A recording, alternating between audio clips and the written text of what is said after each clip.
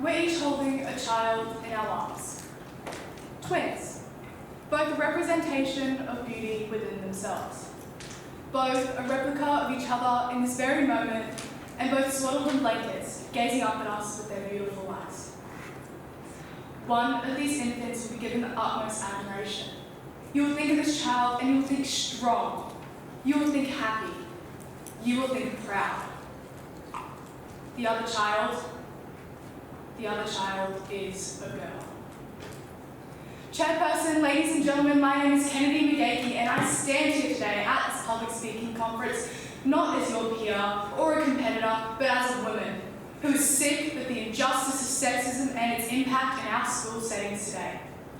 I'm enthusiastic to see so many people present today to listen to my speech on the very dangerous, very intimidating topic of the F word, feminism. Over my 4 years in a Queensland-based high school, I encountered so many wonderful and empowering conversations, situations, and education by caring professionals. However, it only takes one conversation to demean a girl's view on the world forever. Imagine this.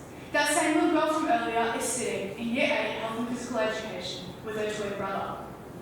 As he sits beside her, he hears about how to become the next doctor, the next lawyer, the next big CEO.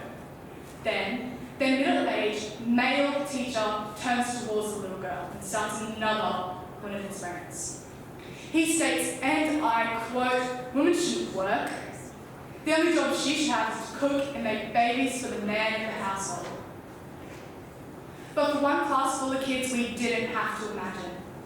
We sat there in awe, jaws dropped, thinking about how a teacher, someone who's supposed to uplift us girls and help us achieve great things, stood there, contradicting us, criticizing us, belittling us.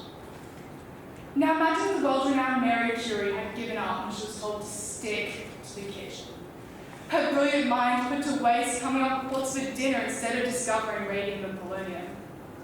Now you don't have to imagine. Because instead of conforming to society around her, Madame Curie said no. She said no to injustice, discrimination, and inequality. She said no to sexism. She gave us some of the biggest developments towards many cures for illnesses. No girl, regardless of age, should witness their light dimmed as another shines brighter just because of gender. Stop being such a girl.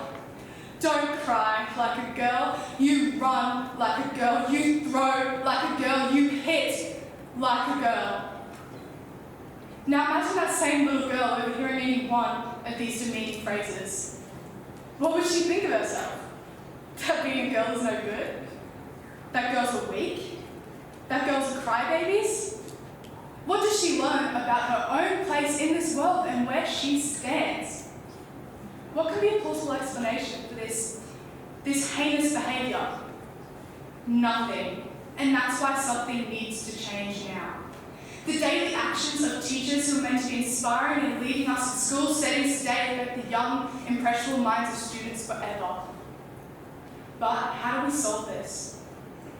In the midst of this crisis, we must seize the opportunity to break free from the shackles of prejudice and inequality. We must rise above the archaic notions that confine, diminish, and belittle the potential of half of our population. With early education and intervention in schools, sexism can be abolished. So, to the boys, I urge you to be allies in this fight for equality. Stand beside us, not in front or behind, but shoulder to shoulder as equals. Stand up and call out the injustice you see before your eyes. And to the girls, never let anyone dictate your strength or how you should behave. Embrace your power to shape a world where all individuals are treated with dignity and fairness. Let us all pave the way for a society where equality is no longer just a dream, but a reality for all, including the little girl sick